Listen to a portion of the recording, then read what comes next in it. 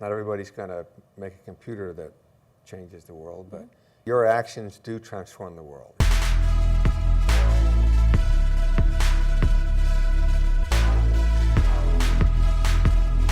Can you give us your definition of creativity?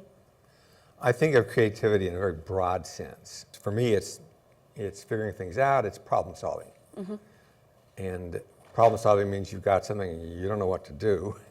So thinking that through is a creative act. When it comes to creativity, I think there's a lot of people who say, I'm not creative. I don't have the ability to be creative. That's for somebody else. Do you think all people have the ability to be creative? Yes, and that's why I define it broadly as solving problems. It is expression, so there's no question about it. But I think most people would say, oh, well, pure science. Well, that's a creative endeavor. Well, what is that? It's trying to understand. When kids are in the world trying to understand, well, they actually have these weird, interesting views and sometimes misinterpretations, but also a fresh way of looking at things. Well, it's a creative act. We're full of things. We're kind of scratching our heads, and it can be emotional. It can be difficult. And addressing it, looking at it, and thinking about it, engaging with others is a creative act. We're here in Boston.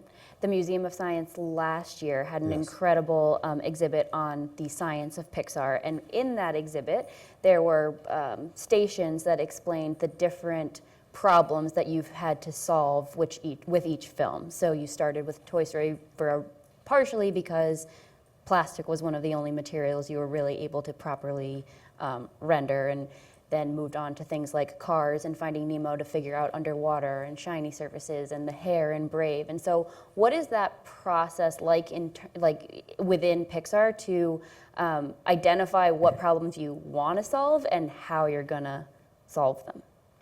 Well, you've got the two sides in the fact that there are storytellers, and since a visual component is a major piece of making a film, then they want the best that they can for something that supports the story. The technical people want challenges. They can't take on too many, so they have to figure out which ones they can take and which ones are most important for the story. Then they will pick whatever that is, and sometimes it's hair, sometimes it's cloth, it's simulation, water. Sometimes things really are hard, so you have to kind of fake them at the end. Can you give us any examples? Well, for instance, take Finding Nemo as an example, where the human animation in the dentist's office isn't up to a level that we would find acceptable now. But even at the time, we knew it looked weak. Now, by having a strong story, I'd say almost most people didn't notice. So we might grimace when we see it, but most people didn't notice it because the fish looked great. How do you, as president and a manager and a leader, encourage your team to not take on too much, and how do you make sure that they are taking on the appropriate amount of things to be able to get a good product out? Well, most of those decisions actually happen locally. As we have to give them the control of what to do and trust that they're going to do the right thing. And they do. They're experienced, they want to do good, but they're also practical. I would get involved with some others when we take on a really big project.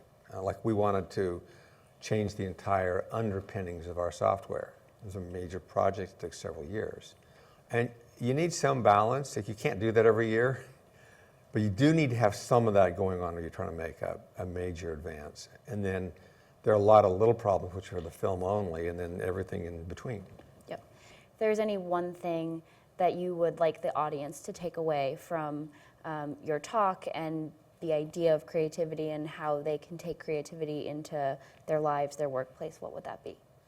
Well, it's that your actions do transform the world. You do make a difference. So the takeaway should be that you use care and loving and the right kind of aspirations to change the world around you.